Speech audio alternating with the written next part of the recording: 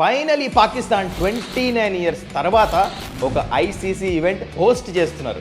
అయితే ఛాంపియన్స్ ట్రోఫీలో first match కరాచీలో ఆడుతున్నారు. గ్రౌండ్ ఎలా ఉంది, అసలు డ్యూ వస్తుందా లేదా, ప్లేయింగ్ 11 ఏంటి, చాలా మాట్లాడుకోవాలి కదా.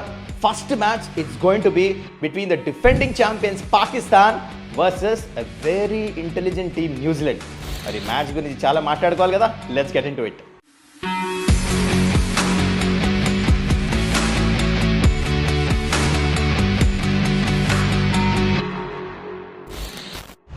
నమస్కారం, welcome to Suman's dugout. Finally champions trophy వాళ్ళ స్టార్ట్ అవుతుంది.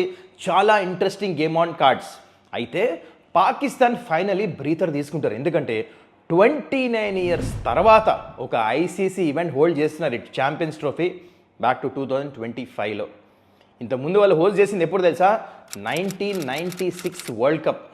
దాని తర్వాత ఇప్పటిదాకా ఐసీసీ ఈవెంట్ అవ్వలే పాకిస్తాన్లో. మీకు గుర్తుంటే 2009లో ఆ గన్ అటాక్ ఏదైతే అయిందో శ్రీలంక బస్ మీద, అప్పటి నుంచి సెక్యూరిటీ ఇష్యూస్ బ్లా ఇంకా చాలా ఇష్యూస్ వల్ల ఏ టీమ్ వెళ్తానికి ఏకీభవించలేదు. They are not ready to go to Pakistan. So they definitely local crowd Pakistan missed this ICC events. So stadiums మాత్రం ఈ ఛాంపియన్స్ ట్రోఫీకి ఫుల్, అది ఏ మ్యాచ్ అయినా ఉండండి మొత్తం గ్రౌండ్లో నిండిపోతాయి. మరి స్టేడియంస్ ఎలా ఉంటే కండిషన్స్ తెలియదు, కానీ కరెక్ట్గా ఫిట్ ఉన్నాయా లేదా మొత్తానికి ఫుల్ అయితే అవుతాయి stadiums. So first match defending champions Pakistan. మీకు గుర్తుంటే 2017లో ఇండియాని కన్విన్సింగ్గా ఓడించారు ఆ ఫైనల్లో. Champions trophy winners 2017. అప్పటి నుంచి ఇప్పుడు దాకా అవ్వలే. దాని తర్వాత ఇప్పుడు అవుతుంది champions trophy. So it's going to B massive, very interesting ICC event ఇది ఛాంపియన్స్ ట్రోఫీ. చాలా ఇంజురీస్ ఉన్నాయి, దాని గురించి ముందు వీడియోలో మాట్లాడుకుందాం. ఈ ఫస్ట్ మ్యాచ్ మాత్రం చాలా ఇంట్రెస్టింగ్ ఉండబోతుంది. Are you ready? బిఫోర్ మన మ్యాచ్ గురించి మాట్లాడే ముందు జస్ట్ జెంటిల్ రిమైండర్, ముందు అప్డేట్స్ కావాలి కదా, మరి కిందికి వెళ్ళి సబ్స్క్రైబ్ చేయాలి కదా, చాలా వెళ్ళి చేసేయండి.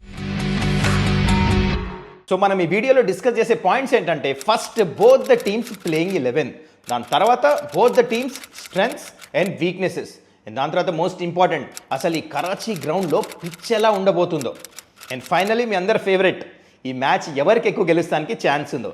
అయితే ఫస్ట్ ఏ టీంతో స్టార్ట్ చేద్దాం, ఎందుకు ఇంకా లేటు, డైరెక్ట్లీ వెళ్ళిపోదాం. మన డిఫెండింగ్ ఛాంపియన్స్ పాకిస్తాన్తో స్టార్ట్ చేసేద్దాం. Let's get into it. So directly మనం ఫస్ట్ పాకిస్తాన్ ప్రాబబుల్ 11 ఏముంటుందో చూద్దాం. It start off with Fakhar Zaman, Saud Shakeel, Babar Azam, Mohammad Rizwan, captain and wicket keeper, Salman Agha, Tayyab Tahir, Khushdil Shah, Abrar Ahmed, Shaheen Afridi, Naseem Shah and Mohammad Hasnain or Haris Rauf subject to injury. అంటే తను కోలుకుంటే మాత్రం హ్యారిస్ రాఫ్ వచ్చేస్తాడు ప్లేయింగ్ 11లో. చాలా ఇంపార్టెంట్ ఉండబోతుంది ఇది, ఎందుకంటే హ్యారిస్ రాఫ్ ఎంత ఇంపార్టెంట్ బౌలర్ తెలుసు, చాలా ఫాస్ట్ చేస్తాడు. ఇది సంగతి. This is the probable playing 11, ఇది ఉండొచ్చు. అయితే మనం ఫస్ట్ పాకిస్తాన్ స్ట్రెంగ్త్స్ గురించి మాట్లాడదాం. మనందరికీ తెలుసు ఫస్ట్ పాకిస్తాన్ స్ట్రెంగ్త్ ఏంటంటే, వాళ్ళ హోమ్ గ్రౌండ్స్లో ఆడుతున్నారు. That is the greatest advantage. ఏమైనా చెప్పండి, home advantage is home advantage. అంటే వాళ్ళకి ముందే పిచ్ కండిషన్స్ తెలిసి ఉంటాయి, డ్యూ వస్తుందా రాదా తెలిసి ఉంటుంది. ప్లస్ ఇలాంటి పిచ్చెస్ మీద ఏ ప్లేయింగ్ కాంబినేషన్ ఆడిపోయారు, అంటే ప్లేయింగ్ 11, బాల్ టర్న్ అవుతుందా లేదా, ఏ బాల్ ఎప్పుడు మూవ్ అవుతుంది, అంటే ఏ పిచ్చెస్ మీద బాల్ ఫాస్ట్ బౌలర్కి మూవ్మెంట్ ఉంటుంది, ఎప్పుడు రివర్స్ స్వింగ్ అవుతుంది, అన్నీ వాళ్ళకి తెలుసు. హోమ్ అడ్వాంటేజ్ అంటే not only on the field, of the field కూడా వాళ్ళ ఫుడ్ వాళ్ళు తింటారు, అట్మాస్ఫియర్ వాళ్ళకి అలవాటు ఉంటుంది, వెదర్ కండిషన్స్ ఇవన్నీ తెలుసు. కాబట్టి home advantage is definitely one of the biggest advantage పాకిస్తాన్కి ఈ ఛాంపియన్స్ ట్రోఫీలో. అండ్ నెంబర్ 2, వాళ్ళకి వచ్చి గ్రేటెస్ట్ అడ్వాంటేజ్ ఏంటంటే Rizwan form. Rizwan is a very good player. As a captain తను చాలా మంచిగా చేస్తున్నాడు, లీడర్షిప్ స్కిల్స్ కానీ, and he's been doing really well. బ్యాట్తో కూడా మంచి రన్స్ కొడుతున్నాడు. So that is one more strength for Pakistan. And number 3, final వాళ్ళకి స్ట్రెంగ్త్ ఏంటంటే కరెంట్ ఫామ్. మీకు తెలుసా, ఈ ఫార్మాట్లో పాస్ట్ ఫ్యూ సిరీస్ మంచి రిథంలో ఉన్నారు పాకిస్తాన్. ఫస్ట్ ఆస్ట్రేలియా వెళ్ళారు, ఫర్ ది ఫస్ట్ టైం వాళ్ళు ఆస్ట్రేలియాలో ఓడించారు ఆ సిరీస్ వాళ్ళ హోమ్ గ్రౌండ్స్లో, అది కూడా ఆస్ట్రేలియాలో. దాని తర్వాత మళ్ళీ సౌత్ ఆఫ్రికా వెళ్ళారు, సౌత్ ఆఫ్రికాని కూడా ఓడించారు ఆ series. They done really well, which was actually surprising. ఆ 2 సిరీస్ గెలుస్తారని ఎవరు అనుకోలే పాకిస్తాన్, కానీ they have done pretty good there. 2 series గెలిచారు. అయితే మళ్ళీ వచ్చి ట్రయాంగులర్ సిరీస్ ఆడారు న్యూజిలాండ్ ఇంకా సౌత్ ఆఫ్రికాతో, పాకిస్తాన్లోనే అంటే హోమ్ గ్రౌండ్లో. అయితే they manage to go to the finals, కానీ ఫైనల్స్ గెలవలేపారు, న్యూజిలాండ్ గెలిచారు. కానీ they have consistently coming to the finals and series కూడా గెలిచారు. ఇంకోటి రిథమ్, అంటే ఈ ఫార్మాట్ ఆడేసి వస్తున్నారు, అది కూడా క్వాలిటీ సైడ్స్తో ఆడుతున్నారు. So that is a great advantage, and అది స్ట్రెంగ్త్ కింద మారచ్చు. ఈ 3 స్ట్రెంగ్త్స్ అనమాట పాకిస్తాన్. మరి స్ట్రెంగ్త్స్ గురించి మాట్లాడినప్పుడు మనం ఇంకోవైపు మనం వీక్నెస్ గురించి కూడా మాట్లాడాలి కదా. సో వీక్నెసెస్ గురించి మాట్లాడితే ఫస్ట్ పాకిస్తాన్కి వచ్చేసి నాకు స్పిన్ బౌలింగ్ అటాక్ అనిపిస్తుంది. మిడిల్ ఓవర్స్లో వికెట్స్ తీసే సత్తా లేదు. ఆ కుజ్దేల్ ఉన్నాడు కానీ యావరేజ్ చాలా ఎక్కువ ఉంది, అంటే అంత కాంపిటేటివ్ స్పిన్నర్ కాదు. సో అట్ ఈస్ ఇంకొక లెగ్ స్పిన్నర్ ఉన్నాడు తన దగ్గర, అది కూడా ఏంటంటే మరీ అంత ఎక్స్పీరియన్స్ ఉండి ఎక్కువ మ్యాచ్లు ఆడి లేరు. సో ఇండియా దగ్గర చూడండి 3-4 స్పిన్నర్స్ ఉన్నారు మిడిల్ ఓవర్స్లో వేస్తాం, ఆల్రౌండర్స్ కానీ క్వాలిటీ స్పిన్నర్స్, కానీ పాకిస్తాన్ దగ్గర అది మిస్సింగ్ ఉంది. అది ముందు మ్యాచ్లో చూడడం చాలా ఫరక్ పడుతుంది. అది ఫస్ట్ వీక్నెస్ వాళ్ళది. సెకండ్ వీక్నెస్ వచ్చేసి పాకిస్తాన్ 1-2-3 బ్యాట్స్మెన్స్ తప్ప మిడిల్ ఆర్డర్లో అంత కన్సిస్టెంట్గా రన్స్ కొట్టి, ఎస్పెషల్లీ 300 పైన రన్స్ కొడితే చేజ్ చేసే సత్తా వాళ్ళ దగ్గర లేదనమాట. అది వాళ్ళకి వచ్చే బిగ్గెస్ట్ ప్రాబ్లం. నెంబర్ 2 వీక్నెస్ అది. అండ్ నెంబర్ 3 వీక్నెస్ వచ్చేసి పాకిస్తాన్కి బాబర్ ఆజమ్ ఫామ్. 60+ ఇన్నింగ్స్ అయిపోయింది ఇంటర్నేషనల్ క్రికెట్లో, సెంచరీ లేదు బాబర్ ఆజమ్కి. Is going through very bad period. So main batter Babar Azam తెలుసుగా మనకి, రిజ్వాన్ ఫామ్లో ఉన్నాడు కానీ బాబర్ మాత్రం ఫామ్లో లేడు. సో అది ఎందుకంటే తనే యాంకర్ రోల్ ఆడతాడు, లాంగ్ ఇన్నింగ్స్ ఆడతాడు జనరల్లీ. పాకిస్తాన్ తను ఫామ్లో లేపేసరికి మరి టోర్నమెంట్లో ఎఫెక్ట్ అవ్వచ్చేమో అనిపిస్తుంది. So these are the 3 weaknesses of Pakistan. మరి మీరేమంటారు కింద కమెంట్ చేయండి. పాకిస్తాన్ టీం ఎలా అనిపిస్తుంది? హోమ్ అడ్వాంటేజ్ తీసుకొని మంచిగా చేస్తారా, లేకపోతే వాళ్ళ వీక్నెసెస్ ఏంటి, స్ట్రెంగ్స్ ఏంటి, మీ పరంగా కింద కమెంట్ అయితే చేయండి. ఇప్పుడు మనం మాట్లాడుకుందాం వెరీ ఇంటెలిజెంట్ టీం న్యూజిలాండ్ గురించి.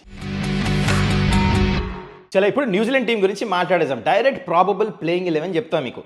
డెవెన్ కాన్వే, రచిన్ రవీంద్ర ఇద్దరు left handers openers, Kane Williamson, Daryl Mitchell, Tom Latham wicket keeper, then comes Glenn Phillips, Michael Bracewell, Mitchell Santner captain ఇప్పుడు, కేన్ విలియమ్సన్ కాదు, అండ్ దాని తర్వాత Matt Henry, William O'Rourke tall fast bowler, and finally Jacob Duffy. ఎందుకు తిను ప్లేయర్లో playing 11లో ఆడుతున్నాడు అంటే because Ferguson injured, fastest bowler of New Zealand unfortunately injured అయిపోయాడు just before this tournament. Actually మంచిగా వేస్తూ ఉన్నాడు, ఇదొక వీక్నెస్ అనుకోండి. సరే ఎనీవేస్ ఫస్ట్ మనం న్యూజిలాండ్ స్ట్రెంగ్త్ గురించి మాట్లాడదాం. ఫస్ట్ స్ట్రెంగ్త్ ఏంటంటే లోకల్ కండిషన్స్ అలవాటు అయిపోయినాయి. 2025లో ఇప్పుడు దాకా న్యూజిలాండ్ 6 మ్యాచ్లు ఆడితే 5 మ్యాచ్లు గెలిచారు. ట్రయాంగులర్ సిరీస్ ఏదైతే సౌత్ ఆఫ్రికా, పాకిస్తాన్, న్యూజిలాండ్ ఆడారో మొన్న జస్ట్ ఒక 1 వీక్ బ్యాకే, దాంట్లో ఎవరు గెలిచారు తెలుసా? న్యూజిలాండ్. ఫైనల్లో పాకిస్తాన్ని కొట్టింది. ఈ కండిషన్స్ బాగా అలవాటు ఉన్నాయి వీళ్ళకి. So they are very good team, intelligent team, conditions అలవాటు అయిపోయి ఉన్నాయి కాబట్టి ఫస్ట్ స్ట్రెంగ్త్ అది. నెక్స్ట్ వచ్చేసి కేన్ విలియమ్సన్ ఫామ్. కేన్ మామ దుమ్ము లేపేస్తున్నాడు, మొన్ననే రీసెంట్లీ సెంచరీ కొట్టాడు. నేను ఇప్పుడు తన క్యాప్టెన్ కూడా కాదు, ఫ్రీ మైండ్తో బ్యాటింగ్ చేస్తున్నాడు, లాంగ్ ఇన్నింగ్స్ ఆడతాడు, చేజ్ చేస్తున్నా, ఫస్ట్ బ్యాటింగ్ చేస్తున్నా, దానికి మ్యాచ్లు గెలిపించే సత్తా ఉంది. సో ఇది బిగ్గెస్ట్ స్ట్రెంగ్త్ ఇది న్యూజిలాండ్కి. నేను అదే కాదు, డారెల్ మిచెల్ మంచి ఫామ్లో ఉన్నాడు, అండ్ మన ఎక్స్-SRH ప్లేయర్ గ్లెన్ ఫిలిప్స్ దుమ్ము లేపుతున్నాడు, 6లు, బౌండరీలు, ఫీల్డింగ్లు, క్యాచ్లు, ఇక చెప్తామే లేదు, మంచి ఫామ్లో ఉన్నాడు. సో ఇది ఈ 3 మాత్రం definitely biggest strength for New Zealand. మరి స్ట్రెంగ్త్లు ఉన్నప్పుడు వీక్నెస్లు కూడా ఉంటాయి కదా. బిగ్గెస్ట్ వాళ్ళకి ఏంటంటే వీక్నెస్ ఏంటంటే ఆ ఫాస్ట్ బౌలర్ని మిస్ అవుతారు వాళ్ళు. ఫర్గసన్ని నెంబర్ 1 బికాజ్ తను అంత ఎక్కువ ఫాస్ట్ వేసే బౌలర్ కావాలి. పాకిస్తాన్లో మంచి బ్యాటింగ్ పిచెస్ ఉన్నప్పుడు పేస్ లేకపోతే బీట్ చేయలేము. మరి అలాంటి రోల్ ఎవరు ఆడతారో చూద్దాము. అండ్ దాని తర్వాత వీక్నెసెస్ వచ్చేసి మెయిన్ వీళ్ళకి ఏంటంటే టామ్ లెథమ్ ఫామ్. టామ్ లెథమ్ అన్ఫార్చునేట్లీ ఎక్కువ ఫామ్లో లేడు. రీసెంట్లీ అందరు బ్యాటర్స్ అందరు టాప్ 6 రన్స్ కొడుతున్నారు కాబట్టి లెఫ్ట్ హ్యాండర్ టామ్ లెథమ్ యావరేజ్ అంటే 25 కంటే తక్కువ ఉంది. తను కూడా ఫామ్లో అంటే ఇంకా దుమ్ము లేపేస్తారు న్యూజిలాండ్. ఇది తప్పించి నాకేమి అంత వీక్నెసెస్ కనపడట్లే. రిథమ్ కానీ అంత మంచిగా ఉంది కాబట్టి డార్క్ హార్స్ న్యూజిలాండ్ గుర్తుపెట్టుకోండి, one of the contenders to win this champions trophy 2025. So both the team strength, weaknesses, playing eleven తెలిసిపోయింది కదా, అదనమాట స్టోరీ. మరి మీ ప్లేయింగ్ లెవెన్లో ఏమైనా మార్పులు ఉన్నాయా కింద కమెంట్ అయితే చేయండి. సో వెన్యూ విషయానికి వచ్చేస్తే పాకిస్తాన్లో కరాచీ నేషనల్ స్టేడియంలో మ్యాచ్ ఆడుతున్నారు. మంచి బ్యాటింగ్ వికెట్, యావరేజ్ స్కోర్ ఎంత తెలుసా 296, అంటే క్లోజ్ టు 300 రన్స్. మంచి బ్యాటింగ్ వికెట్, బ్యాటర్స్ ఎంజాయ్ చేస్తారు, బాల్ కూడా ఎక్కువ టర్న్ అవ్వదు, బాల్ మంచి స్కిడ్ అయి వస్తుంది గ్రౌండ్లో. అయితే ఇందాక చెప్పినట్టు యావరేజ్ స్కోర్ అయితే మినిమం 300 కొట్టాల్సిందే. అయితే ఇక్కడ ఇంతవరకు 10 మ్యాచ్లు జరిగినాయి. ఇది ఇంట్రెస్టింగ్ చూడండి, 5 మ్యాచ్లు ఫస్ట్ బ్యాటింగ్ టీం గెలిచినాయి, 5 మ్యాచ్లు ఏమో సెకండ్ బ్యాటింగ్ టీం గెలిచింది. అంటే ఇది ఎలాంటి గ్రౌండ్ అంటే వేరే గ్రౌండ్స్ లాగా పాకిస్తాన్లో కంపల్సరీ సెకండ్ బ్యాటింగ్ చేయాలి, డీ వస్తుంది అట్లేం లేదు. సో ఇక్కడ టాస్ అంతా యాడెడ్ అడ్వాంటేజ్ కింద ఉండదు. మీరు ఫస్ట్ బ్యాటింగ్ చేసినా సెకండ్ బ్యాటింగ్ చేసినా అంత ఫరక్ పడదు. If you play well you will win the match అనమాట. యాడెడ్ అడ్వాంటేజ్ ఉండదు టాస్ది. That kind of a venue ఇది. సో టాస్ గెలిస్తే ఫరక్ పడదు, ఏం చేసినా ఫరక్ పడదు. టీమ్ స్ట్రెంగ్త్ ఏంటో అది చేస్తే బెటర్. పాకిస్తాన్ అని అనుకుంటే వాళ్ళు ఫస్ట్ బ్యాటింగ్ చేస్తే బెటర్, సెకండ్ బ్యాటింగ్ చేస్తే చేసి వాళ్ళు సరిగ్గా చేయలేరు మ్యాచ్లో ఏమైనా మంచి ఇంట్రెస్టింగ్ ఉండాలంటే. So that's my opinion. So ఇందాక చెప్పినట్టు average score is about 300. Match మజా వస్తాయి, రన్స్ బాగా వస్తాయి వెన్యూలో. లెట్స్ టాక్ అబౌట్ అసలు ఈ మ్యాచ్ ఎవరు గెలుస్తారు. మీ అందరు ఫేవరెట్ సెగ్మెంట్ కదా నాకు తెలుసు.